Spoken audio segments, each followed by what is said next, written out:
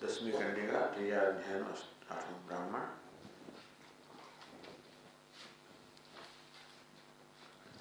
यो वा एतदक्षरं गार्ग्य विदित्वा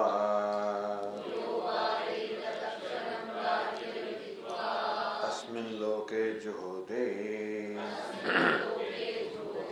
यजते तपस्तप्यते बहूनि वर्षसहस्राणि अन्तवदेवास्य तद्भवति। यो वा एतदक्षरं गार्ग्य विदित्वा अस्मान् लोकात् प्रैति सकृपणः अथ एतदक्षरं गार्ग्य विदित्वा अस्मान् लोकात् प्रैति सब्राह्मणः। ಹೀಗಾಗಿ यो वै एतदक्षरम अविदित्वा अक्षर ने अविनाशी परमात्मा ने आत्मतत्व जाना सिवाय न जाने अस्मिन् लोके जुहोति यजते तपस्तप्यते बहूनि वर्ष सहस्राणि। ये ज्ञानी मनुष्य भर ने बहूनि वर्ष सहस्राणि हजारों वर्ष सुधी यजते याग करे जुहोति होम करे तपस्तप्यते तपस्या करे। પણ જ્યાં સુધી જ્ઞાન ને ત્યાં સુધી દ્વૈત ભાવ હોવાની તેથી આ બધું હોમ કે યાગ કે તપસ્યા બધી અન્યોહમ અન્યોસૌ અન્યોહમિતિ આ દેવતા અન્ય છે હું અન્ય છું એ પ્રકારના દ્વૈત ભાવથી થવાની અને એ હોવાને કારણે જે કે પરિણામ આવે તે કર્તૃત્વથી થવાની ભોક્તૃત્વ બધી થવાની। દ્વૈતભાવ એટલે પોતે આ પ્રકારે મર્યાદિતપણું ધરાવે છે। અજ્ઞાન ન જાણવું ન શકે ઉપાધિને આત્મા માનવો અને તેથી પોતાની જાતને એક જીવાત્મા માનવો આવું સમજી લો અવિદિત।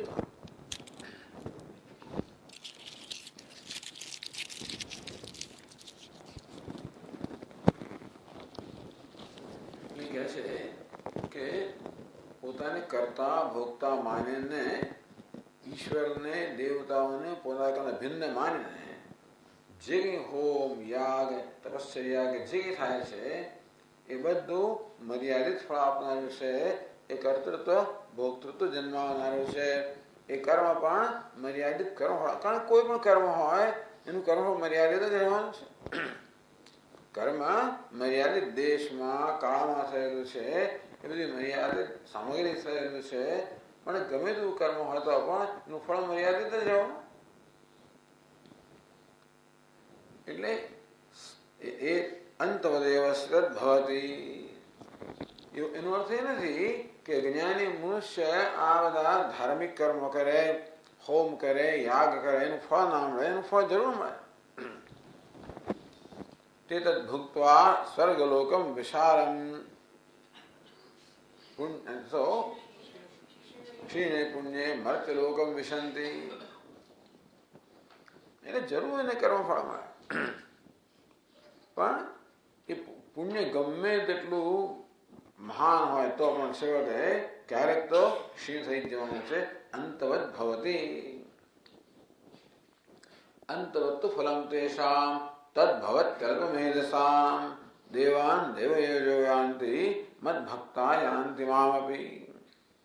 અંતવત્તુ ફલમ તેષામ તદ્ભવતિ અલ્પમેધસામ. ભગવાન કે અલ્પમેધસામ, આ અલ્પ બુદ્ધિ વાળા. તો અલ્પને આત્મા માનવાની બુદ્ધિ વાળા, આત્માને અલ્પ માનનારા, અલ્પને આત્મા માનનારા, અલ્પ ઉપાધિને આત્મા માનનારા, તેથી આત્મા અલ્પ માનનારા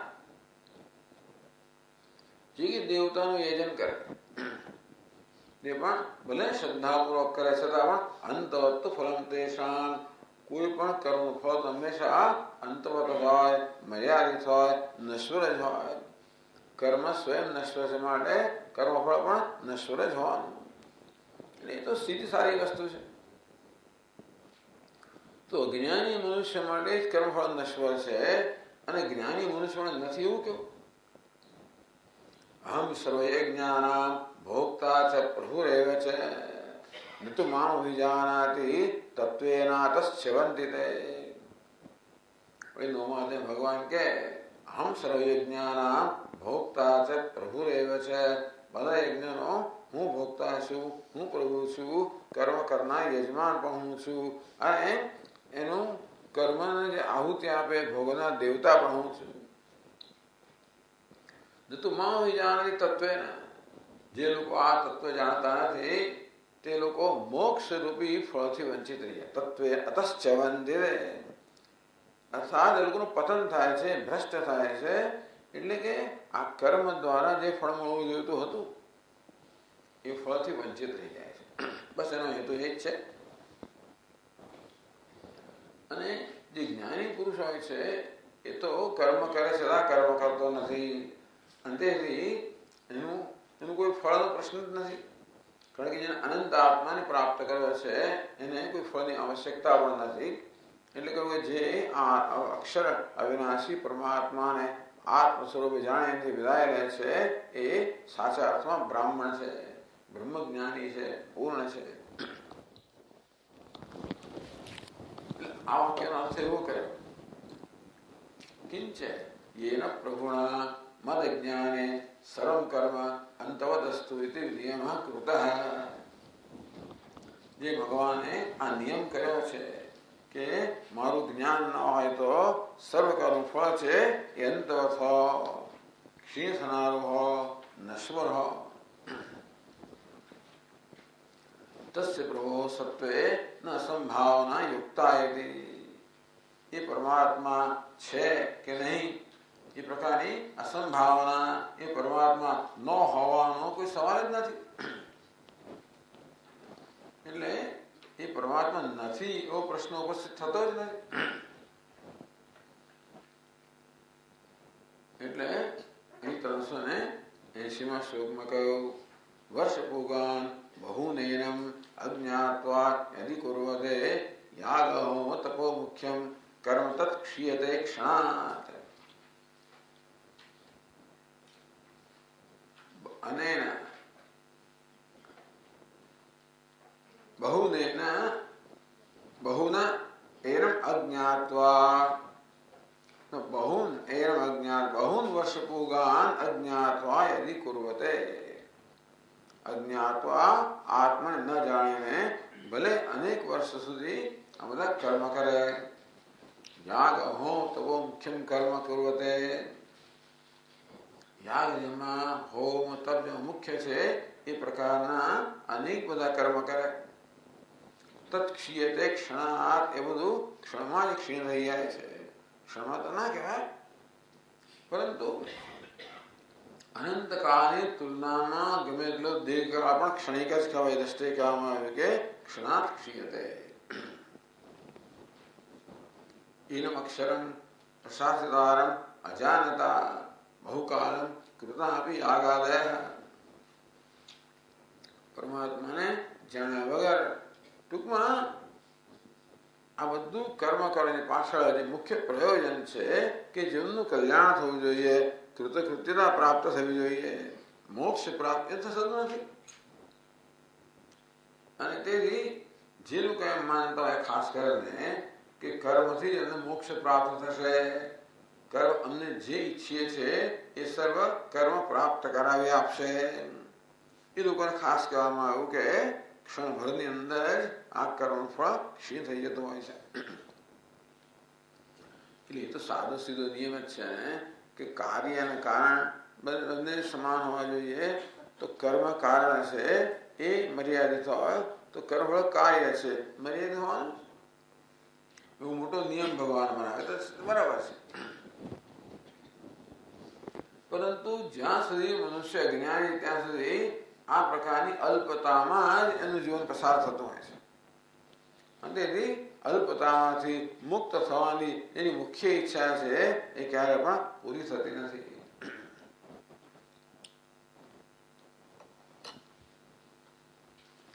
યા ક્ષયિષ્ણુ ફલાહ ભવન્તિ ત્યાગા કે છે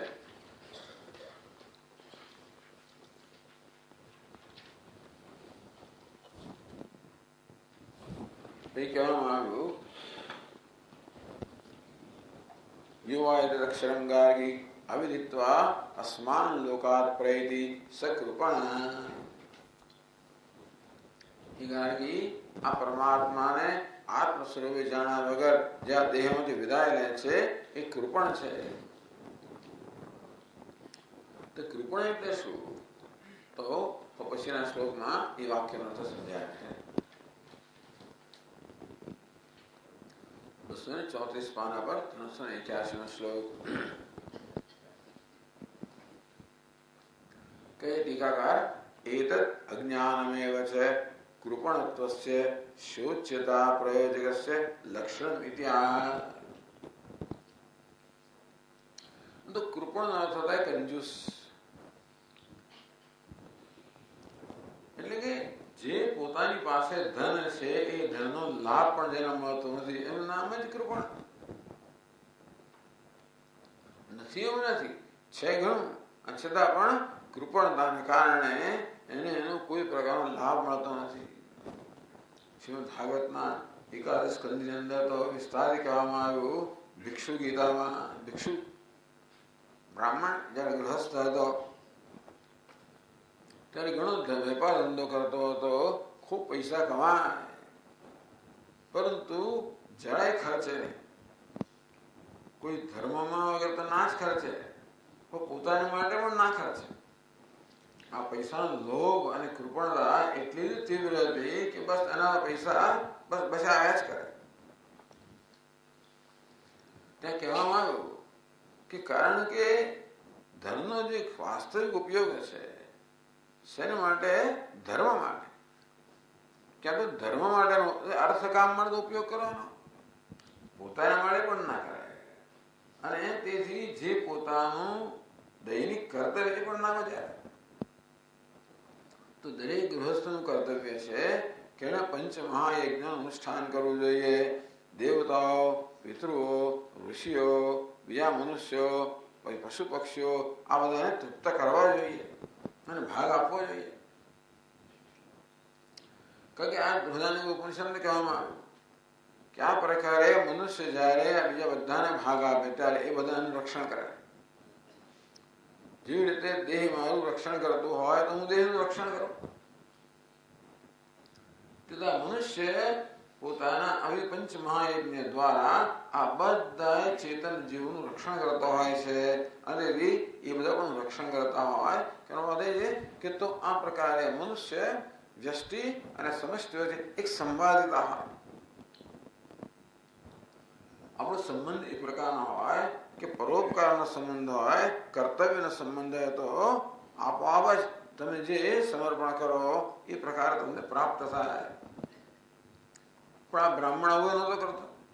પેલા બધા ગુસ્સે થઈ ગયા અને તેથી બધું જેનું પુણ્ય હતું એ બધું પુણ્ય કર્મ છે એ બધું ખેંચી લેવામાં આવ્યું. બે પ્રકારના પુણ્યના ઘણા પ્રકારો હોય. એક પ્રકાર એવો છે કે પુણ્યને કારણે તમને ઘણું બધું ધન વગેરે મળે. પણ બીજો અંશ એવો છે કે ધનનો તમે આનંદ લે. એ તો પુણ્યનો અંશ એની પાસે હતો જ નહીં. જે પુણ્યના અંશથી મનુષ્ય પોતાની પાસે છે એનો આનંદ મેળવે એ અંશ તેની પાસે હતો જ નહીં. પણ પેલો એક અંશ જેનાથી એને આ ધન મળતું હતું એ અંશ પણ એનો ખલાસ થઈ ગયો અને બધું જ ચાલી ગયું. કોઈ ચોર ચોરી ગયા ને પેલા લૂંટી ગયા ને સગાવાળો લઈ ગયા ને પછી પેલા રાજાએ દંડ ભર આપ્યો કે અનેક બધું કરે બધું નષ્ટ થઈ ગયું. ત્યારે વિલાપ કરવા અરે શું કર્યું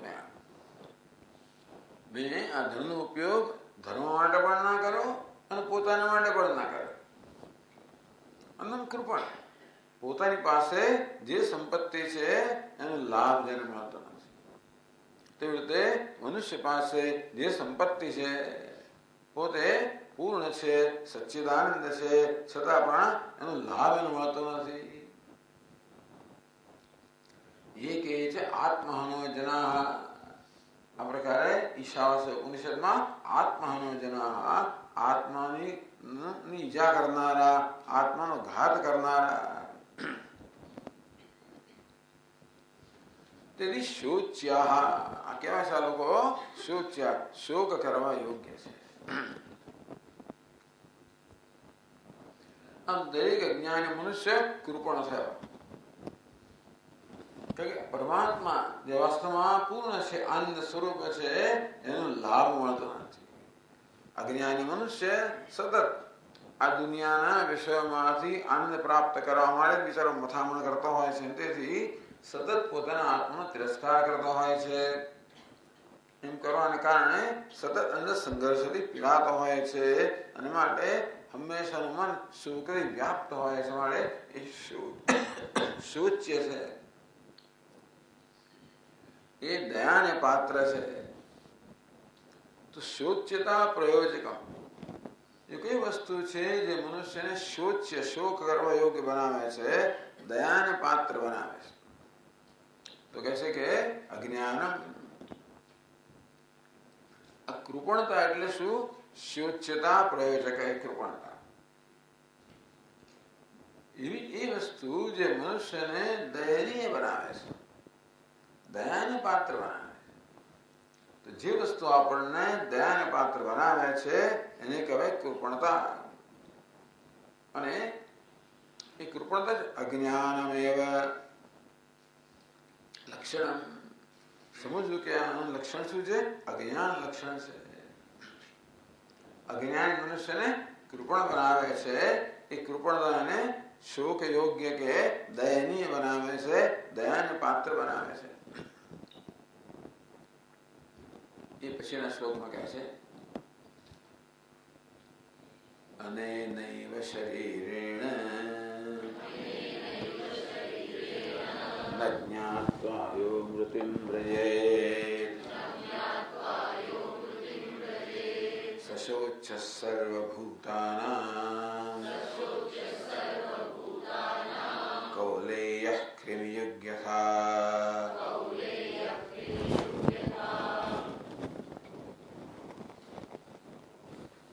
અનેનૈવ શરીરેણ જ્ઞાત્વા ન જ્ઞાત્વા. આ શરીર પ્રાપ્ત થયું, મનુષ્ય દેહ પ્રાપ્ત થયો, જે અત્યંત દુર્લભ છે. દુર્લભમ ત્રયમેવૈતત. આ ત્રણ વસ્તુ અત્યંત દુર્લભ છે. પ્રાપ્ત્વા કથંચિત નરજન્મ દુર્લભમ તત્રાપि પુંસ્વમ શ્રુતિ પારદર્શનમ યસ્ત્વાત્મુક્ત્यै ન યતેત મૂઢધિः સ હ્યાત્મહાસં વિનિહન્તિ અસદ્ગ્રહાत्. લબ્ધ્વા કથંચિત નરજન્મ દુર્લભમ. આ દુર્લભ નરજન્મ મનુષ્ય દેહ પ્રાપ્ત કરીને તત્રાપि પુંસ્ત્વમ ત્યાં કંઈક મોક્ષ તો પ્રાપ્ત થયું. શુદ્ધિ પારદર્શનમ અને શાસ્ત્રનું જ્ઞાન પણ થયું. છતાં પણ પોતાની મુક્તિ માટે જે પ્રયત્ન કરતો નથી એ આત્મહાર છે, અર્થાત પોતાનો જ ઘાત કરનાર છે.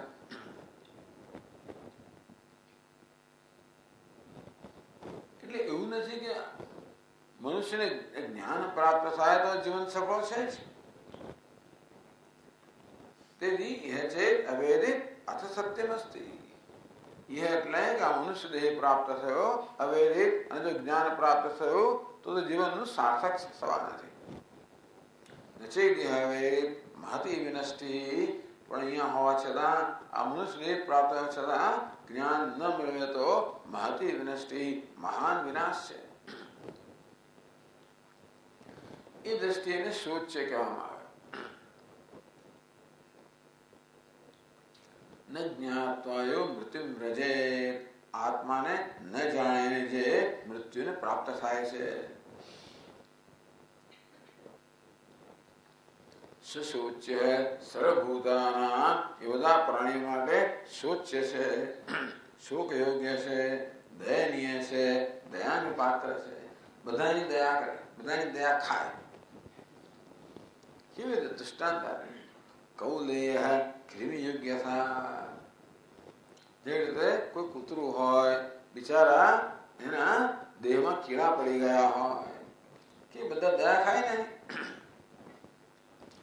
તો દયનીયતા કોને કહેવાય, શોચ્યતા કોને કહેવાય, એ માટે દૃષ્ટાંત આપે છે કે કેવું બધા લોકો કૂતરાને દયા ખાય તે રીતે બધા લોકો આ મનુષ્યની દયા ખાય.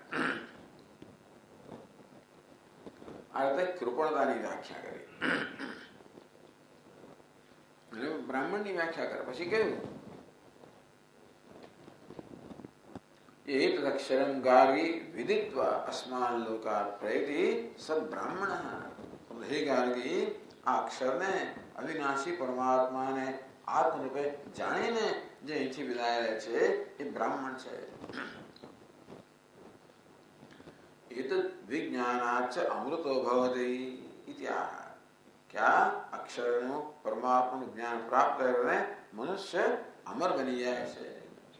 એ પછીના શ્લોકમાં કહે છે.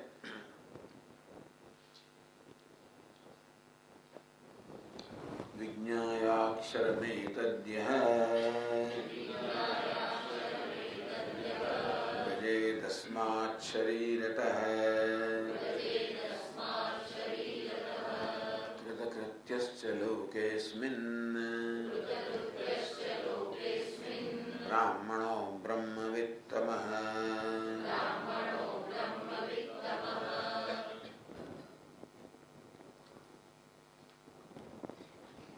વિજ્ઞાય અક્ષરમ એતદ. એતદ અક્ષરમ વિજ્ઞાય. અક્ષરનું અવિનાશી પરમાત્માનું વિજ્ઞાય જ્ઞાન પ્રાપ્ત કરીને અસ્મા શરીરતઃ વ્રજે યહ.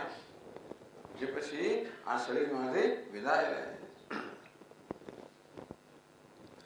તો પછી બ્રાહ્મણની વ્યાખ્યા કરી. કૃતકૃત્યસ્ય લોકેસ્મિન બ્રાહ્મણો બ્રહ્મવિત્તમઃ. અસ્મિન લોકે કૃતકૃત્ય. એ આ લોકમાં જયારે જીવન ત્યારે કૃતકૃત્ય છે. કૃતમ કૃત્યમ એને સ કૃતકૃત્ય. જે કરવાનું છે એ જેને કરી લીધું છે એનું નામ છે કૃતકૃત્ય. એ ભગવાન કહે એ તદ બુદ્ધ્વા બુદ્ધિમાન સ્યાત કૃતકૃત્યસ્ય ભારત. એ ભારત આ જ્ઞાન પ્રાપ્ત કરીને મનુષ્ય મુખ્ય અર્થમાં બુદ્ધિમાન બને છે અને કૃતકૃત્ય બને છે. કૃતકૃત્ય અર્થાત જીવનમાં જે કરવાનું છે એ કરી લીધાનો સંતોષ. જે પામવાનું છે એ એ પામી લીધું, કરવાનું છે એ કરી લીધું, અને પહોંચવાનું છે ત્યાં પહોંચી ગયો. બધું જ બધા જ પ્રકારનો સંતોષ. કોઈ પ્રકારનો અસંતોષ જ્યારે દેવનો રહે નહીં કે જો આ કરવાનું રહી ગયું, આ જોવાનું રહી ગયું, આ પામવાનું રહી ગયું. એવો અસંતોષ મનુષ્યને સતત રહેતો જ હોય છે. અજ્ઞાની મનુષ્યને અસંતોષ રહેવાનો છે.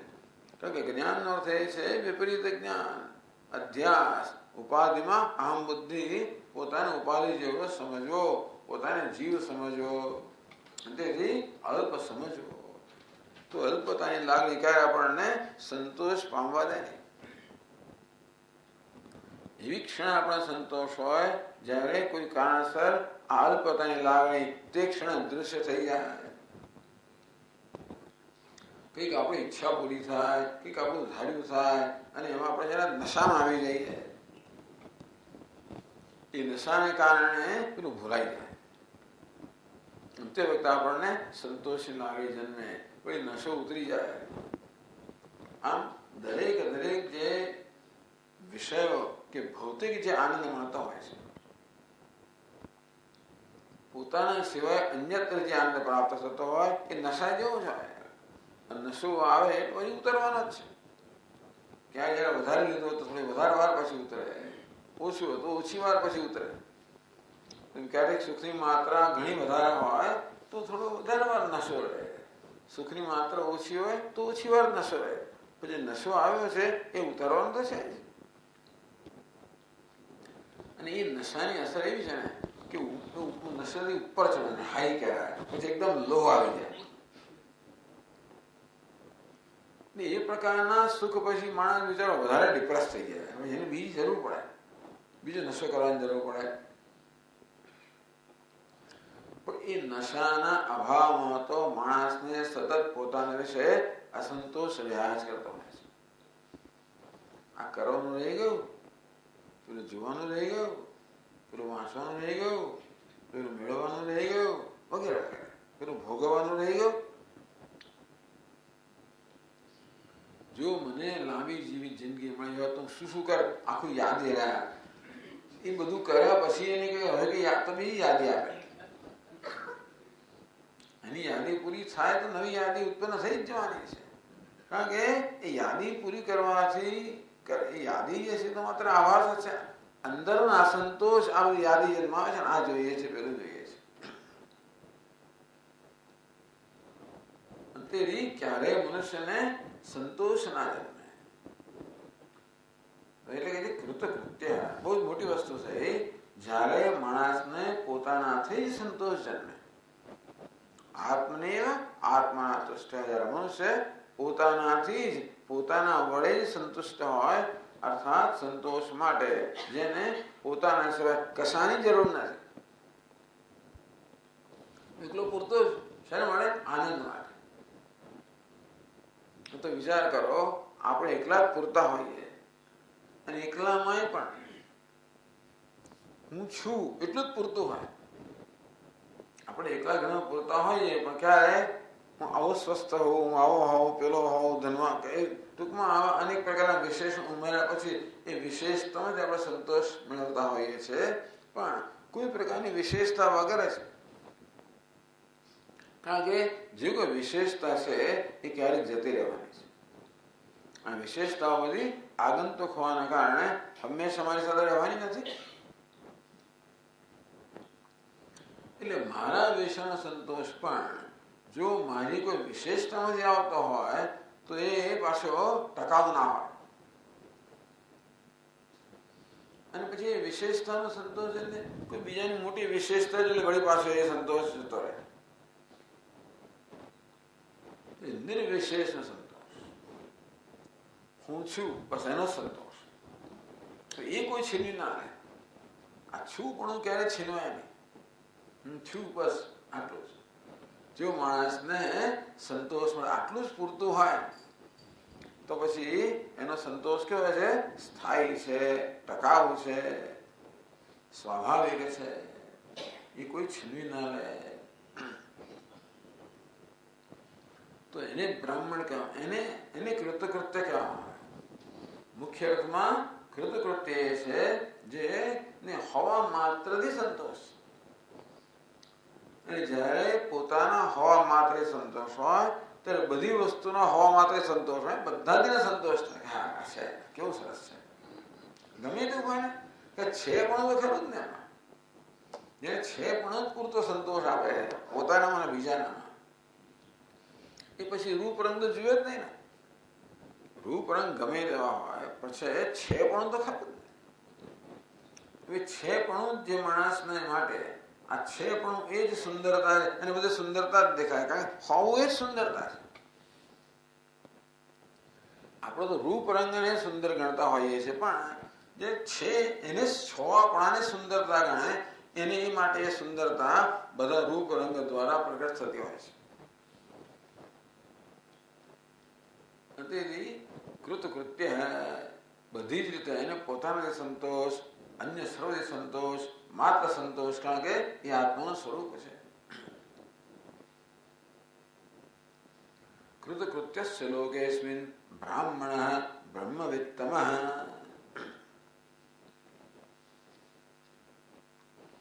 આ બ્રાહ્મણ એટલે એની વ્યાખ્યા કરી બ્રહ્મવિત્તમઃ. બ્રાહ્મણ કોને કહેવાય? બ્રહ્મ જાનાતિ બ્રાહ્મણ. જેને બ્રહ્મનું જ્ઞાન છે એ બ્રાહ્મણ છે. એને તો કહ્યું બ્રહ્મવિત્તમઃ. બ્રહ્મવિદ, બ્રહ્મવિત્તર અને બ્રહ્મવિત્તમ. બ્રહ્મવિદ એટલે બ્રહ્મનો જ્ઞાતા, બ્રહ્મવિત્તર એટલે ચડિયાતો જ્ઞાતા, તમ એટલે સર્વશ્રેષ્ઠ જ્ઞાતા. ટૂંકમાં આવી આ જે પ્રકારની કક્ષા બતાવી કે બ્રહ્મનો જ્ઞાતા અને ચડિયાતો જ્ઞાતા, એમાં આપણે એટલું સમજી શકીએ કે બ્રહ્મવિત્તમ એટલે જે બ્રહ્મમાં નિષ્ઠ છે. તો નિષ્ઠાના તારતમ્યથી બ્રહ્મ જ્ઞાનનું તારતમ્ય કહેવામાં આવે. આમ જ્ઞાનમાં તારતમ્ય ના હોય. જ્ઞાન તો એક જ, હું બ્રહ્મ છું. તો પછી કોઈને બ્રહ્મ જ્ઞાની કહ્યો, કોઈને ચડિયાતો બ્રહ્મ જ્ઞાની કહ્યું શું? એટલે આ જ્ઞાનમાં કેવા પ્રકારની નિષ્ઠા છે.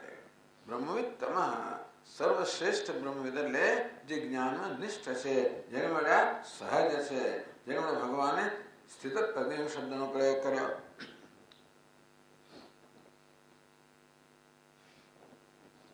તો ટીકા કરે સૈવ કહોલમ પ્રતિ વર્ણિત વિદ બ્રાહ્મણ ઇતિ ચતુર્થ પાદાર્થ. તો કહોલ ને આ બ્રાહ્મણ ની વાત કરવામાં આવી. જો તમે જો 210મું પાનું ખોલી શકાય.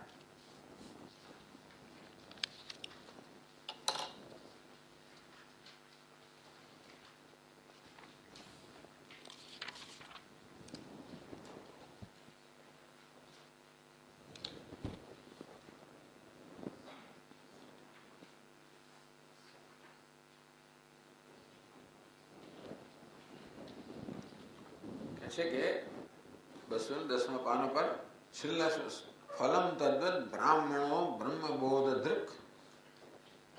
બ્રાહ્મણ કોને કહો? બ્રહ્મબોધ દૃક, બ્રહ્મબોધને ધારણ કરનાર. તરીકે સ્વપ્રકાશ સુખમ બ્રહ્મ નામ રૂપ વિવર્જિતમ બોધ બોધ્યાદિરાહિત્યાત જ્ઞાતા બ્રાહ્મણ ઈરિતઃ. કેવું બ્રહ્મ કેવું છે? સ્વપ્રકાશ સુખમ બ્રહ્મ. બ્રહ્મ તો સ્વપ્રકાશ આનંદ સ્વરૂપ છે. આનંદ સ્વરૂપ પણ સાથે સ્વપ્રકાશ આનંદ સ્વરૂપ. નામ રૂપ વિવર્જિતમ. બ્રહ્મ કેવું છે? નામ અને રૂપ રહિતનું છે. બધા પ્રકારની નિરુપાધિક છે, નિર્વિશેષ છે. બોધ બોધ્યાદિરાહિત્યાત. જેમ બોધા અને બોધ્ય, જ્ઞાતા અને જ્ઞેય એ પ્રકારના ભેદથી પર. તો જ્ઞાતા અને જ્ઞેય બંનેનું અધિષ્ઠાન સ્વરૂપ નિર્વિશેષ જ્ઞાતા બ્રાહ્મણ ઈરિતઃ. બ્રહ્મને જે આત્મરૂપે જાણે છે એને બ્રાહ્મણ કહેવામાં આવ્યો. એ બ્રાહ્મણનો અહીંયા આગળ ઉલ્લેખ કરવામાં આવ્યો.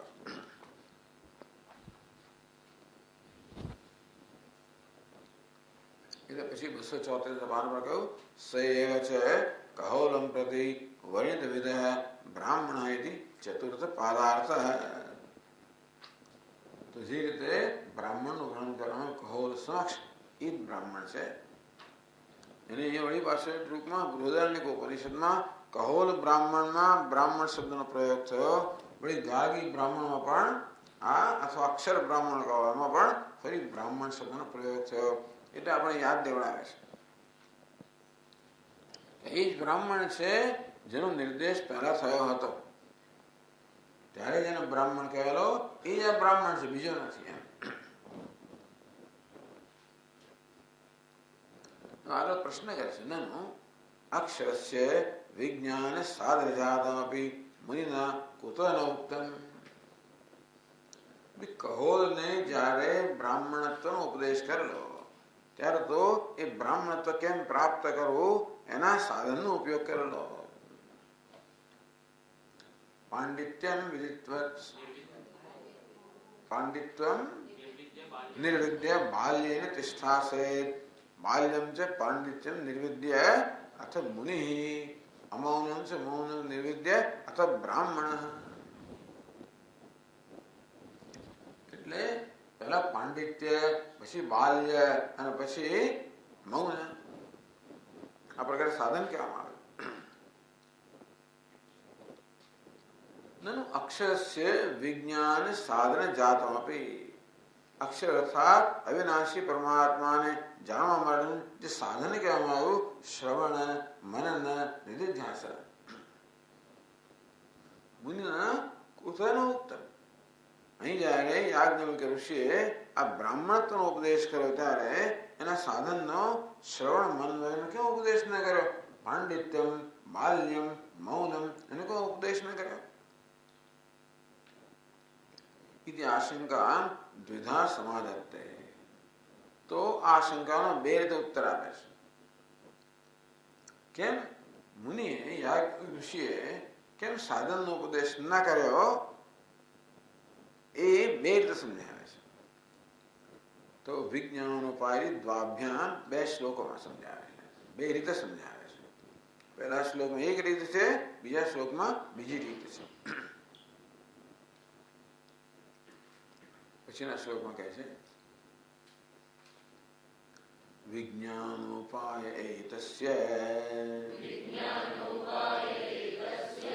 બાલ્યમ કામાદિવર્જનમ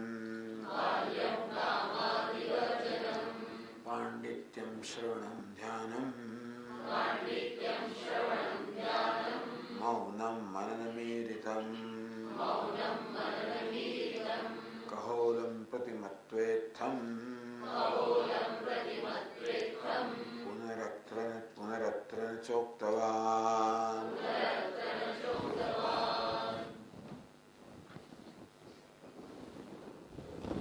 एतस्य विज्ञानोपायः बाल्यं कामादिवर्जितं वर्जनं पांडित्यम श्रवणम ध्यानम मौनम मननमीरितम. અહીં કહે છે પાછા આપણને ટીકા એટલે ગ્રંથકાર કહે છે एतस्य विज्ञानोपायः એટલે एतस्य अक्षरस्य विज्ञानोपायभूतं कामादिवर्जनं रूपं बाल्यम.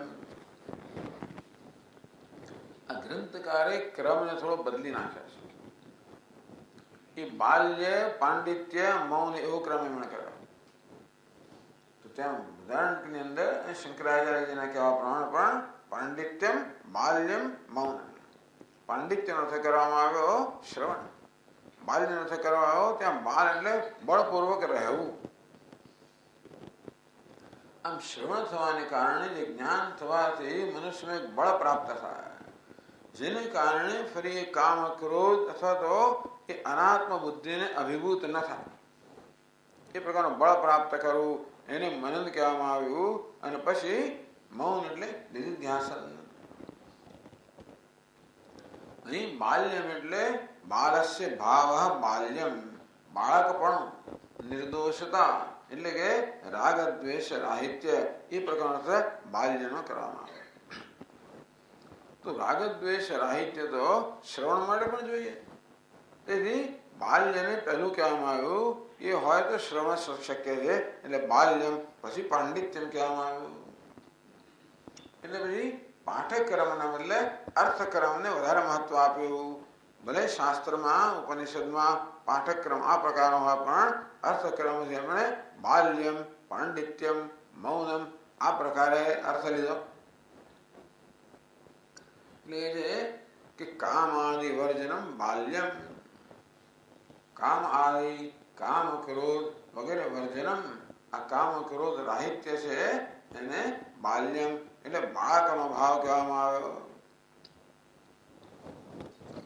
પછી શ્રવણ રૂપમ પાંડિત્યમ, તો પાંડિત્ય એટલે પંડિતાઈ પ્રાપ્ત કરવી, તો શ્રવણ કરવું શાસ્ત્ર ગુરુમુખેથી. હવે મનન નિધ્યાસન રહી ગયા. પેલામાં 3 થી 3 થતું હતું, પાંડિત્યમ, બાલ્યમ અને મૌનમ, શ્રવણમ, મનનમ, નિધ્યાસન. તો બાલ્યનો અર્થ એમણે કર્યો કે નિર્દોષત્વમ, રાગદ્વેષ રાહિત્યમ. તો પછી એટલે એ ચોથું થઈ ગયું. બાલ્યમનો અર્થ એમણે 3 બદલે શું કર્યો? એ શ્રવણ માટેની યોગ્યતા એટલે કે રાગદ્વેષ રાહિત્ય, કામ આદિ વર્જનમ એવું કર્યું. અને પંડિતનો અર્થ શ્રવણ થયો જ, તેથી મનન નિધ્યાસનનો મૌનમાં સમાવેશ થઈ ગયો. ગ્રંથકાર પછી મૌન એક ત્રીજો રૂપમાં મનન અને નિધ્યાસન બધુંનો સમાવેશ મૌનમાં કર્યો. તથા મન ધ્યાન ઉભય રૂપમ મૌનમ, પાંડિત્યમ શ્રવણમ ધ્યાનમ મૌનમ મનન મેરિતમ, ધ્યાનમ મનનમ મૌનમ એરિતમ. આ ધ્યાન એટલે નિધ્યાસન અને મનન એટલે મનન, એને મૌનમાં સમાવેશ કરવામાં આવે. કહોલમ પ્રતિ મત્વાયિત્તમ પુનરત્ર ઉક્તવાન, એતત્રિતયમ કહોલમ પ્રતિ ઉક્તમેવ. આ તો સભાની અંદર ઉપદેશ થઈ રહ્યો છે ને, સભાની અંદર ચર્ચા થઈ રહી છે, બધા સાંભળે છે. એટલે આ કહોલ જયારે કહેવામાં આવે, ગાયકે હાજર હતી ત્યાં આગળ પણ એને સાંભળેલું જ છે. ઇત્થમ મત્વા ઇતિ આશયેન અત્ર ગાર્ગીમ પ્રતિ બોધન કાલે પુનઃ પુનઃ ન ઉક્તવાન યોજના. એટલે યાજ્ઞવલ્ક્ય ફરી પાછો એનું વર્ણન થઈ ગયું. ખરી બ્રાહ્મણત્વ નિર્દેશ એટલા માટે કર્યો, હે ગાર્ગી, અક્ષર પરમાત્માને જે જાણે છે એ બ્રાહ્મણ છે. જે બ્રાહ્મણનો નિર્દેશ પહેલા થઈ ગયો એ જ આ બ્રાહ્મણ, એ જ બ્રહ્મ જ્ઞાન. એટલે આગળ જઈને યત સાક્ષાત અપરોક્ષાત બ્રહ્મ આત્મા સર્વાંતર વગેરે જો અશનાયા વિપાસે શોક મોહમ જરા મૃત્યુ મત્યેતિ, એ પ્રકારે જે આત્માનું વર્ણન કરવામાં આવ્યું કે શોક મોહ અશનાયા વિપાસા શોક મોહ જરા મૃત્યુથી અતીત્ય છે, અતીત છે. એ આત્મા એ જ અક્ષર છે. એટલે એ બંનેનું સમીકરણ કરવા માટે ફળ એક હોય ત્યારે સાધન પણ એક હોવું જોઈએ ને. તો ફળ બ્રાહ્મણ છે, એ આત્માને જાણવાનું ફળ પણ બ્રાહ્મણ ગયું, અક્ષરને જાણવાનું ફળ પણ બ્રાહ્મણ ગયું. એટલા માટે આત્મા અક્ષર એક જ થઈ ગયા. એ કહેવા માટે અહીંયા વિશેષ કરીને બ્રાહ્મણ શબ્દનો પ્રયોગ કરે છે. કારણ કે આ આખી ચર્ચામાં અક્ષર અક્ષર એવું કહેવામાં આવે. અશ્નુતે ઇતિ અક્ષરમ નક્ષરતે ઇતિ અક્ષરમ. જે સર્વવ્યાપ્ત છે અને જે અનશ્વર એટલે શાશ્વત છે, નિત્ય છે, એને અક્ષર કહેવામાં આવ્યું. એ જ આત્મા છે, એ પણ કહેવાની આવશ્યકતા છે. ટીકા કહે છે, યદ્યપિ ભાષ્યકારે પાંડિત્ય બાલ્ય મૌનાની શ્રવણ મનન નિધ્યાસન રૂપત્વેન વ્યાખ્યાતાની. ભાષ્યકારે કે એવા સ્પષ્ટ શબ્દો વાપરતા નથી ત્યાં આગળ, પણ એ પ્રકારનો અર્થ કરવામાં આવે છે. તેથી ભાષ્યકાર અને એમના અનુયાયીઓ જે છે એ લોકો એ પ્રકારે આ રીતે આ અર્થ પ્રચલિત થઈ ગયો છે. કારણ કે આગળ યાજ્ઞવલ્ક્ય ઋષિ મૈત્રેયને કહ્યું, આત્માવાદ દ્રષ્ટવ્ય શ્રોતવ્ય મંતવ્ય નિધ્યાસિતવ્ય મૈત્રેય. એ માટે આત્માના દર્શન કરવા જોઈએ. એનું સાધન છે શ્રવણમ, મનનમ, નિધ્યાસનમ. એટલે પછી અહીંયા પણ એ જ કરવું છે. હવે જુદા શબ્દો વાપરે, પાંડિત્ય, બાલ્ય, મૌન એવા શબ્દો વાપર્યા. તેથી એ ત્રણ અહીંયા ગણવામાં આવે. પાંડિત્ય બરાબર શ્રવણ, બાલ્ય બરાબર મનન અને મૌન બરાબર ધ્યાન. યદ્યપિ ભાષ્યકારૈ પાંડિત્ય, બાલ્ય, મૌનાની, શ્રવણ, મનન, નિધ્યાસન રૂપત્વેન વ્યાખ્યાતાની. ભાષ્યકારે આ ત્રણ શબ્દો પાંડિત્ય, બાલ્ય અને મૌનને શ્રવણ, મનન, નિધ્યાસન એ પ્રકારે એ ત્રણ શબ્દોની વ્યાખ્યા કરી. કઈ રીતે? શ્રવણાનંતરમેવ રાગાદિ પરિત્યાગાત્મકમ બાલ્યમ સંભવતી. કે તમે શાસ્ત્રનું શ્રવણ કર્યું હોય તો જ ખરેખર તમે આત્માને જાણો અને તો જ રાગ દ્વેષથી મુક્ત થઈ શકો. સર્વમ ખલુદમ બ્રહ્મ તજ્જલાનતે શાંત ઉપાસિત. આ સર્વ બ્રહ્મ છે. બ્રહ્મમાંથી સમગ્ર જગતનો જન્મ છે. બ્રહ્મમાં જગતની સ્થિતિ છે. બ્રહ્મમાં જગતનો લય છે. બ્રહ્મ જ વાસ્તવમાં પરમાત્મા આ જગત રૂપે છે. એ સર્વાત્મા છે, સર્વનો આત્મા છે. બ્રહ્મ જગતનું ઉપાદાન કારણ છે અને તેથી સર્વનો આત્મા છે. એ પ્રકારની દ્રષ્ટિ જયારે હોય ત્યારે પછી રાગ અને દ્વેષ ન રહે. ત્યાં સુધી રહેવાના જ છે. જ્યાં સુધી હું કોઈ વસ્તુને મારા કરતા ભિન્ન જોઉં છું ત્યાં સુધી રાગ અને દ્વેષની સંભાવના હોવાની છે. પણ જે બ્રહ્મ હું છું એ જ બ્રહ્મ સર્વ છે. ફેર માત્ર ઉપાધિનો જે છે એવું દર્શન જેને છે એ જ મનુષ્ય રાગ દ્વેષથી મુખ્ય અર્થમાં મુક્ત થઈ શકે. તેથી શ્રવણાનંતરમેવ રાગાદિ પરિત્યાગાત્મકમ બાલ્યમ સંભવતી. તો બાલ્યનો અર્થ રાગ દ્વેષથી રાહિત્ય કરીએ તો પણ એ શ્રવણથી શક્ય છે. તો મુખ્યત્વે તો બાલ્યનો અર્થ બળ કરવામાં આવ્યો. બળ એટલે અનાત્માથી અભિભૂત ન થઈ જવું. વારંવાર આપણે હારી જઈએ છીએ, આક્રમણનો ભોગ બનીએ છીએ, પરાજિત થઈ જઈએ છીએ. શેનાથી? એટલે એ વિપરીત ભાવના છે. અથવા આપણું જ્ઞાન છે ને એ જ્ઞાન પણ અનેક પ્રકાર, જયારે કઈ પ્રશ્નો પૂછવામાં આવે, જયારે સંશય જન્મે ત્યારે આ જ્ઞાન અભિભૂત થઈ જતું હોય છે. અને તેથી એ જ્ઞાન થયું પણ જ્ઞાન પછી અભિભૂત ના થાય, પરાજિત ના થાય, તિરસ્કૃત ના થાય, કોઈ સંશય આવીને આ જ્ઞાનને ખસેડી ન નાખે એવી એ પ્રકારના બળની જરૂર છે. એટલે કહેવામાં આવ્યું કે આવા સંશય વગેરે જન્મે તો આ જ્ઞાન જે છે એ જ્ઞાન ત્યારે ટકી ના શકે. અને તેથી જ્ઞાનને આ રીતે એક વિપરીત ભાવના જુદી રાખી. બે સિવાયના બાકીની વસ્તુઓ જે છે એનાથી જ્ઞાન અભિભૂત ન થાય એ પ્રકારનું બળ પ્રાપ્ત કરવું એને બાલ્ય કહેવામાં આવ્યું.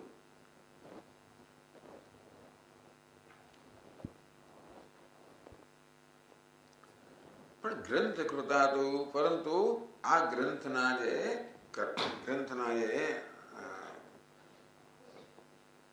કરતા છે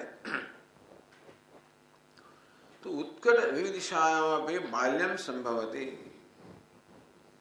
અને એવું માનવું છે બાલ્ય તો હોવું જ જોઈએ ને. મતલબ રાગ દ્વેષ રાહિત્ય તો જરૂરિયાત જ છે. એમાં શ્રવણની જરૂર નથી. શ્રવણ તો જ થાય જયારે રાગ દ્વેષ ન હોય મુખ્યત્વે. એટલે બાલ્યનો તો રાગ દ્વેષ રાહિત્ય કરો તો બરોબર છે. બાલ્યનો તો એવું નથી કર્યો શંકરાચાર્ય મહારાજે. એમણે તો એ પ્રકારનું બળ જેથી મનુષ્ય પોતાના જ્ઞાનથી ચલાયમાન ના થઈ જાય. આમ દુનિયાનો અનુભવ થાય દ્વૈતમાં, આ દ્વૈત જે છે એકદમ વળી પાછું આપણને લાગે આ તો દ્વૈત, તો કે નહીં, એ દ્વૈત મિથ્યા છે. અને એ નિશ્ચયથી વળી પાછું તરત એ જ્ઞાન જે છે એ જ્ઞાન ટકી રહે. તેથી બૌદ્ધિક સ્તરે બે સ્તરની તકલીફો છે. એક બૌદ્ધિક સ્તરની, બીજી છે મનના કે સ્વભાવના સ્તરની. આ મનન જે છે એ બૌદ્ધિક સ્તરના જે આક્રમણ છે એનાથી મુક્ત થવાનું, અને નિધિધ્યાસન છે એ પેલા સ્વભાવના સ્તરથી, ટેવના સ્તરથી આક્રમણ છે એની મુક્ત થવાનું. એટલે જ્ઞાન થયા પછી પણ આ બૌદ્ધિક સ્તરના આક્રમણ રહેતા હોય કે પૂર્વના સંસ્કારો હોય, બીજા બધા સંસ્કારો હોય, આ દ્વૈતનામાં આપણે કામ કરતા એકદમ કે આ તો કેવી રીતે બ્રહ્મ કેવી રીતે હોય શકે, અદ્વિતીય હોય કેવી રીતે, આ દ્વૈત છે. આમ એકદમ જ થાય કે હું તો બ્રહ્મ હોઈ શકું, હું તો અલ્પ છું, દીનહીન, પેલી દીન તો વળી પાછી આપણી બુદ્ધિથી નિર્ણયો કરેલા વળી પાછા આવી જાય તો આપણા જ્ઞાન જે છે ને એને તિરસ્કૃત કરે. એટલે બૌદ્ધિક સ્તરની કોઈ પ્રકારની મુશ્કેલી હોય એનાથી અજ્ઞાન તિરસ્કૃત ન થાય એ પ્રકારના બળને માલ્યમ કહેવામાં આવે. અને પછી જે છે વિપરીત ભાવના, એ છે પેલી ટેવ અનાદિકાળની, એનાથી જ્ઞાન અભિભૂત ના થઈ જવું જોઈએ, માટે નિધિધ્યાસન કહેવામાં આવ્યું. ગ્રંથ કૃતાતુ ઉત્કટ વિવિધિશાયાપી બાલ્યમ સંભવતી આશયેન અર્થક્રમેણ બાલ્યસ્ય પૂર્વ નિર્દેશ. ગ્રંથકારે બાલ્યમ એટલે બાળકનો ભાવ કર્યો. બાળક એટલે જે નિર્દોષ હોય, નિર્દોષ એટલે જે રાગ દ્વેષથી રહિત હોય, અને એ રીતે બાલ્યનો અર્થ એ પણ કરવામાં આવે તો જરૂર શ્રવણ પહેલા એનું સ્થાન હોવું જોઈએ. એટલે બાલ્યને પાંડિત્ય પહેલા મૂક્યું આ ગ્રંથકારે, કે એ તો ઉત્કટ વિવિધિશા, જેને ઉત્કટ વિવિધિશા છે, જેને જ્ઞાનની તીવ્ર ઈચ્છા છે, એ પણ રાગદ્વેષથી રહિત થવા માટે એને બાલ્ય અવસ્થા કહેવામાં આવી. અર્થક્રમેણ બાલ્યસ્ય પૂર્વ નિર્દેશ. તો પાઠક્રમ એટલે અર્થક્રમથી બાલ્યનો પહેલા નિર્દેશ કરવામાં આવ્યો. મનસ્ય છે મૌને નિવેશ કૃત, એક વધ્યું મૌન, એટલે એને પછી મૌન મનનને મૌનમાં સમાવી લેવામાં આવે. અતઃ એવ કહોલ બ્રાહ્મણ વ્યાખ્યાને મૌન સ્વરૂપમ ગ્રંથકૃત એવ મુક્તમ. તેથી કહોલ બ્રાહ્મણના એ ગ્રંથની વ્યાખ્યા કરતી વખતે મૌન સ્વરૂપમ, તો મૌનનો શું અર્થ કર્યો ગ્રંથકારે? સ્વયં ચ અવગમઃ તસ્ય તર્કતઃ ધ્યાનતઃ અથવા 262 શ્લોકમાં કર્યો. એ જ પાના પર હતું, 210 પાના પર હતું. રાગદ્વેષાદિરાહિત્યમ ગુરુશાસ્ત્રોપદેશનમ સ્વયં ચાગમસ્તદ્વત તર્કતો ધ્યાનતસ્તથા. એ જ બાલ્ય, પાંડિત્ય, મૌન આ ત્રણ સમજાવ્યા. રાગદ્વેષાદિ રાહિત્યમ, રાગ અને દ્વેષનું રાહિત્ય, રાગ દ્વેષ વગર ના હોવું બાલ્ય. ગુરુશાસ્ત્રોપદેશનમ એ પણ એ શ્રવણ એટલે પાંડિત્ય, ગુરુ અને શાસ્ત્રનો ઉપદેશ. સ્વયં ચ અવગમઃ એ પ્રકારે શાસ્ત્રોપદેશ. તદ્વત તર્કતઃ ધ્યાનતસ્તથા સ્વયં અવગમઃ. તર્કથી એટલે મનન, ધ્યાન, નિધ્યાસન એનો આ પ્રકારે મૌનમાં સમાવેશ કરવામાં આવ્યો. એટલે ઉદ્યમ આ પ્રકારે આપણે આ બે જે ફેરફાર છે ને એ બધાનો જે એ આપણે જાણવું જોઈએ. એ ટીકાકાર આપણા ધ્યાન પર લાવે. જો ભાઈ આ ગ્રંથકારની પદ્ધતિ જરા જુદી ધ્યાનમાં લેજો. તમે ભાષ્યના સંસ્કાર હોય એટલે એ પ્રકાર આપોઆપ જ તમે આનો અર્થ કરીને એવું કરો એવું નથી. આ રીતે તો કે આ અંશમાં ગ્રંથકાર છે એ ભાષ્યકારથી થોડા જુદા પડે છે, માટે અહીંયા એનો વિશેષ નિર્દેશ કરવામાં આવ્યો. તો દ્વિધા સમાધત્તે આ શંકા એ હતી કે કેમ યાજ્ઞવલ્ક્ય ઋષિએ ગાર્ગીને આ જ્ઞાનના સાધન ઉપદેશ કેમ ના કર્યા? તો એ શંકાનું એક નિવારણ એ કર્યું કે આગળ કહોલવકને ઉપદેશ કરતી વખતે એ કહેવાય ગયું છે અને ગાર્ગીએ પણ સાંભળ્યું હોવા માટે ફરી કરવાની જરૂર ના લાગી.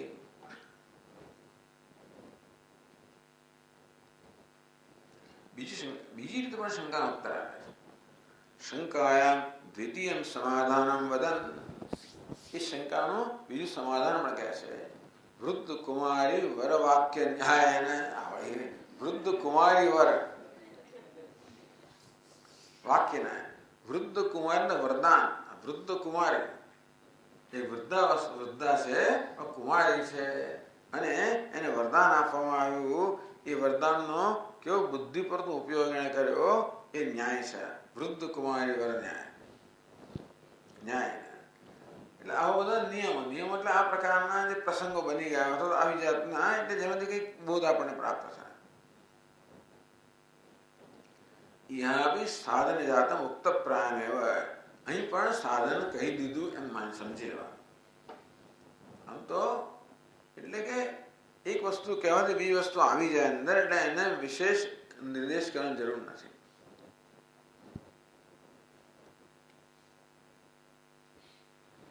જો તમારે આ જો તો ટીકા પછીના વાક્યથી જો અતો યથા કાચિત વૃદ્ધા કુમારી એક વૃદ્ધ સ્ત્રી હતી કુમારી અપરિણિત હતી કુમારી એટલે શું કુમારી અપરિણિત કામ અંગ્રેજીમાં સ્પિન્સ્ટર કહેલો તો કોઈ કારણસર વરમ ઇન્દ્ર કોઈ કારણસર આ સ્ત્રી પર પ્રસન્ન થઈ ગયો અને ઇન્દ્રે કહ્યું વરમ બ્રૂહી તું વરદાન માંગ તો તરત એ શું કે સુતાહા મેં કામ સે પાત્ર ક્ષીરમ ભુંજીરનિતિ વચન મંગ્યા શું કહું મેં સુતા મારા સંતાનો કામ સે પાત્ર કામસના પાત્ર વડે ક્ષીરમ ભુંજીર દૂધ પીએ કાંસાના પાત્રમાં મારા સંતાનો મજાથી દૂધ પીધા જ કરે એટલે મારા સંતાનો ક્યાં લગ્ન થાય ત્યારે સંતાનો એટલે એક જ આ એક વાક્યમાં બધું માંગી લીધું પોતાના વિવાહ પણ માંગી એટલે કુમારી કરો જેની ઈચ્છા હતી એટલે એ ઈચ્છા પૂરી થઈ પોતાના સંતાનો પણ હોય અને કાંસાના પાત્રમાંથી દૂધ પીએ દૂધ પીવા જ એટલે એને કાંસાના પાત્રમાં એટલે પ્રકારની સંપત્તિ પણ બધું જ માંગી લીધું ઇતિ વચન માંગ્યા આવા એક વાક્યથી સર્વ ઇષ્ટ જાતમ વૃતવતી બધી જ ઈચ્છિત વસ્તુ એને એક જ વાક્યમાં માંગી લીધી એટલે એને જુદો નિર્દેશ ના કરે મને પતિ જોઈએ મને સંતાનો જોઈએ મને સંપત્તિ આવું બધું જુદું માંગવાની જરૂર ના પડે એક વસ્તુ માંગી લેવાથી કેવી રીતે આ બધાનો સમાવેશ થઈ ગયો તેવી રીતે એ ન્યાયથી કહ્યું કે એક વસ્તુ કહેવાથી આ બધાનો સમાવેશ થયો એમ સમજી લેવાનું એટલે સાક્ષાત્કાર પછીના શ્લોકમાં કહે છે साक्षात्कार समाख्येन ब्राह्मण्येन फलेन तद अविनाभाव संबंधात् गार्गीता मुक्तवान् मुनिः ब्राह्मणोक्त्या कहोलाय उक्तवान् स्वयं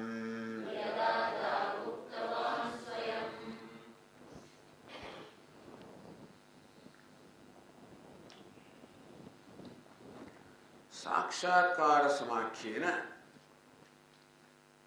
तो इस જ્યારે સાક્ષાત્કારની વાત કરવામાં આવે બ્રાહ્મણ્યને સાક્ષાત્કાર જેનું નામ છે એ નામ જ બ્રાહ્મણ્ય બ્રાહ્મણ એટલે બ્રાહ્મણનો ભાવને બ્રાહ્મણ્ય કહેવાય બ્રહ્મણસ્ય ભાવ બ્રાહ્મણ્યમ એટલે બ્રાહ્મણ કહો કે બ્રાહ્મણ્ય કહો તો આ બ્રાહ્મણ્ય જે કહેવામાં આવ્યું સદ બ્રાહ્મણ શું સાક્ષાત્કાર સમાખ્યેન તો કે બ્રહ્મનો સાક્ષાત્કાર થયો કે બ્રહ્મ જ્ઞાન નિષ્ઠા પ્રાપ્ત થવી એનું નામ બ્રાહ્મણ કહેવામાં આવ્યો બ્રાહ્મણ કોને કહેવાય જેને બ્રહ્મ જ્ઞાનમાં નિષ્ઠા છે એટલે બ્રહ્મવિદ તમઃ કહેવામાં આવ્યો જેને શ્રવણ કર્યું છે બ્રહ્મવિદ મન બ્રહ્મવિત્તર નિધ્યાન બ્રહ્મવિત્તર એવો અર્થ કરીએ તો બ્રાહ્મણ્યેન ફલેન તત આ બ્રાહ્મણની સ્થિતિ પ્રાપ્ત કરવારૂપી જે ફળ છે સાક્ષાત્કાર નામનું,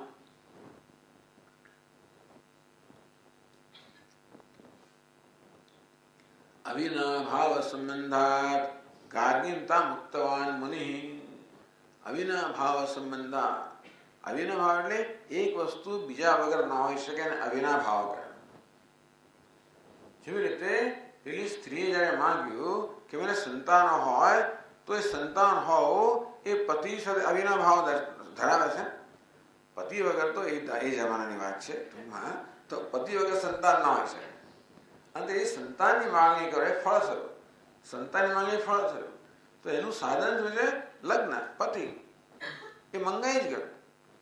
આમ સાધન જે છે ને એ હંમેશા ફળ સાથે અવિનાભાવથી સંબંધિત છે. તો દિલ્હી પહોંચો એટલે સમજી લેવાનું કે ટ્રેનમાં મુસાફરી કરી જ છે કે પ્લેનમાં કરી હશે. એ તો દિલ્હી પહોંચાય જ નહીં.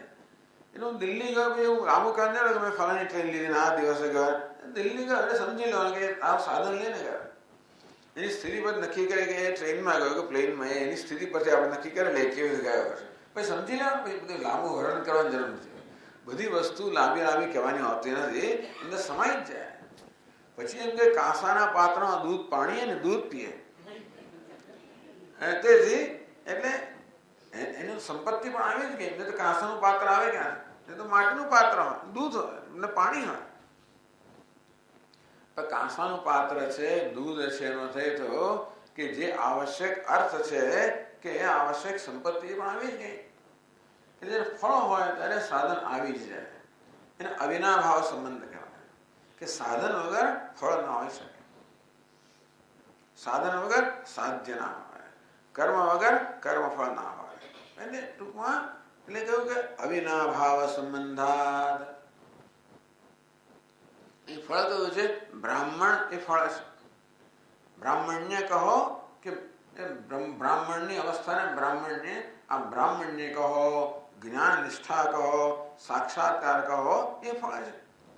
એ ફળ છે એટલે સાધન એમાં સમાઈ જ ગયું. સાધન વગર ફળ ક્યારે પ્રાપ્ત થાય નહીં. ગાર્ગિમતા મુક્તવાન મુનિ. અંતેથી ફળ કહ્યું એટલે સાધન કહેવાય જ ગયું. ગાર્ગી સમજી જ જાય કે આ બ્રાહ્મણ થાય છે એનો અર્થ એ થયો કે શ્રવણ નિદર્શન કર્યું જશે. એ સિવાય બ્રાહ્મણ થાય કેવી રીતે?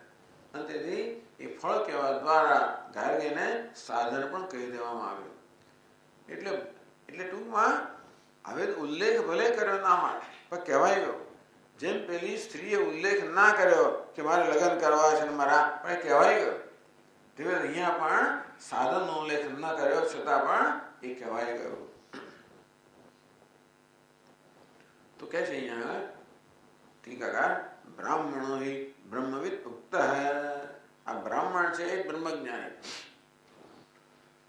તસ્ય વિશેષણ ભાવ પ્રત્યેન અભિધેયમ બ્રાહ્મણ્યમ સાક્ષાત્કાર રૂપ બ્રહ્મ વિદ્યાત્મક સાક્ષાત્કાર સમાખ્યેન. સાક્ષાત્કાર રૂપ બ્રહ્મ વિદ્યાત્મકમ. જેને સાક્ષાત્કાર કહે છે કે બ્રહ્મ વિદ્યા કહે છે એને બ્રાહ્મણ્ય કહેવાય. એટલે કે બ્રાહ્મણ બ્રહ્મવિદ ઉક્ત. આ બ્રાહ્મણ છે બ્રહ્મવિદ, બ્રહ્મનો જ્ઞાતા. તસ્ય વિશેષણમ બ્રાહ્મણ્ય ભાવ પ્રત્યેન અભિધેયમ. એ બ્રાહ્મણનું વિશેષણ છે બ્રાહ્મણ્ય. આમ ઘટનું વિશેષણ છે ઘટત્વ. ઘડાનું વિશેષણ ઘડાપણું. બરોબર ને? માણસ કે સજ્જન છે એનું વિશેષણ કહ્યું કે સારાપણું, તો એને સજ્જન કહેવાય. આ બ્રાહ્મણ છે કારણ કે બ્રાહ્મણપણું ધરાવે ત્યારે ને. બ્રાહ્મણપણું એટલે શું? તો એ આત્મજ્ઞાન કે બ્રહ્મજ્ઞાન. ફલમેવ બ્રાહ્મણ્યમ એટલે સાક્ષાત્કાર રૂપ બ્રહ્મ વિદ્યાત્મકમ ફલમેવ બ્રાહ્મણ્યમ. આમ બ્રહ્મ વિદ્યારૂપી ફળ છે એ જ બ્રાહ્મણ્ય છે. કારણ શ્લોકમાં બ્રાહ્મણ શબ્દનો પ્રયોગ કરવામાં આવ્યો. ફલસ્ય ચ સાધન જાતે અવિનાભાવ. અવિનાભાવ વ્યાપ્ય વ્યાપ ભાવ સંબંધ. અવિનાભાવ સંબંધાત. હોવું એક હોય તો બીજું હોવું છે. યત્ર યત્ર ધૂમ તત્ર તત્ર વહ્નિ. જ્યાં ધુમાડો હોય ત્યાં અગ્નિ હોવો જોઈએ. અવિનાભાવ સંબંધ. એને એમ કે વ્યાપ્ય વ્યાપક પણ કહેવાય કે ભાઈ આ ધુમાડો ક્યારે હોય? અગ્નિ એટલે જ્યાં જ્યાં ધુમાડો છે ત્યાં અગ્નિ હોવો જ જોઈએ. આ ધુમાડો શું છે? વ્યાપક છે. અગ્નિ વ્યાપ્ય છે. આ વ્યાપ્ય વ્યાપક ભાવ,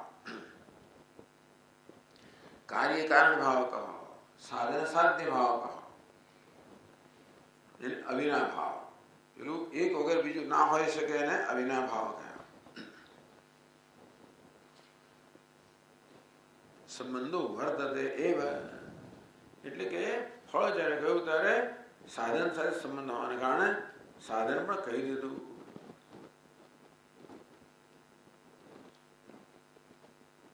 અતો યથાકાર્ય વૃદ્ધાયાવવાંચે તથા બ્રાહ્મણ્યસ્ય ફલસ્ય ઉક્ત્યા, અંતે બ્રાહ્મણ રૂપી ફળ જે છે એ કહેવાથી મુનિ તત્ સાધન જાવી ગાર્ગી પ્રતિ ઉક્તવાન.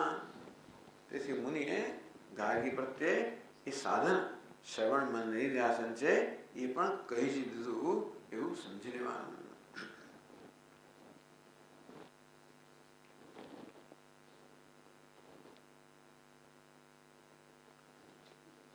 યત કહોલાય આદૌ પૂર્વ ઉક્તવાન બ્રાહ્મણોક્ત્યા કહોલાય યત આદૌ ઉક્તવાન સ્વયં. તો કહોલને બ્રાહ્મણની યુક્તિ દ્વારા જે કહ્યું હતું એ ગાર્ગીને પણ કહી દીધું એવું સમજી લેવાનું. એતેન દશમ કંડિકાંતમ યાવત વ્યાખ્યાતમ, એટલે દશમ કંડિકા સુધી વ્યાખ્યા આ શ્લોકમાં થઈ ગઈ.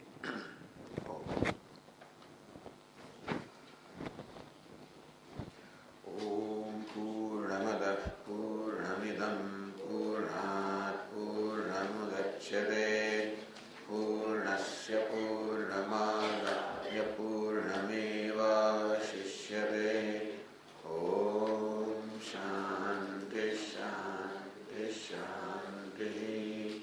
શંકરં શંકરાચાર્યં કેશવં બાદરાયણં સૂત્રભાષ્યકૃતૌ વંદે ભગવन्तौ પુનઃ પુનઃ. ઈશ્વરો ગુરુરાત્મેતિ મૂર્તિભેદવિભાગિને વ્યોમવદ્વ્યાપ્તદેહાય દક્ષિણામૂર્તયે નમઃ. ઓમ શાંતિ શાંતિ શાંતિ. હરિ ઓમ. શ્રી ગુરુભ્યો નમઃ. હરિ ઓમ.